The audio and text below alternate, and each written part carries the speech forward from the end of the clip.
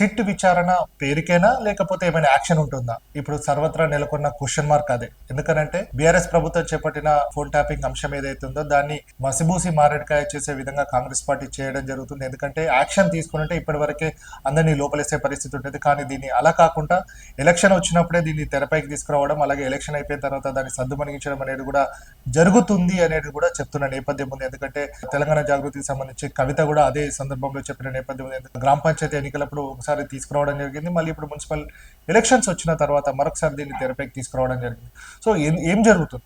ఒక పక్క intelligence chief నుంచి మొదలుకుంటే బీఆర్ఎస్ పార్టీకి సంబంధించిన పెద్ద పెద్ద వాళ్ళందరినీ కూడా ఇప్పటికే సీటు విచారణకు తీసుకురావడం జరిగింది. అలాగే నెంబర్స్ ఎవరైతే తమకు డౌట్ ఎవరైతే ఉండడం జరిగిందో వారి నంబర్లను కూడా ఇచ్చారని చెప్పేసి, అలాగే ఎవరెవరి పైన కూడా అనుమానాలు ఉన్నాయని దానిపైన కూడా వాళ్ళందరినీ పిలిపించి ఇప్పటికే సీట్ విచారణ చేయడం జరిగింది. ఇందులో భాగంగానే పెద్ద తలకాయలు ఇప్పటికే సీట్ విచారణకు రావడం జరిగింది. అటు కేటీఆర్ కావచ్చు, హరీష్ రావు కావచ్చు, అలాగే సంతోష్ రావు కూడా సీట్ విచారణకు రావడం జరిగింది. సో వీళ్ళను సాక్షులుగా విచారిస్తున్నారా లేకపోతే వీళ్ళు ఫోన్ ట్యాపింగ్ లో వీళ్ళు కూడా పాత్రదారులు సూత్రధారులు అనేది మాత్రం ఇప్పటి వరకు చెప్పని పరిస్థితి ఉంది.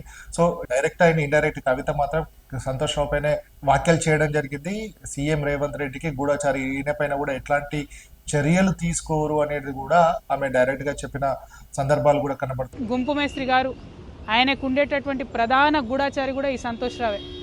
ఫామ్ హౌస్లో కేసీఆర్ గారు సగం ఇడ్లీ తిన్నారా, ఫుల్ ఇడ్లీ తిన్నారా అనే ఇన్ఫర్మేషన్ గుంపు మేస్త్రికి ఇచ్చేదే ఈయన. మరి గుంపు మేస్త్రి గారి ఆయన గూఢచారిని శిక్ష వేస్తాడా లేదా నాకు తెలియదు, నాకైతే నమ్మకం లేదు.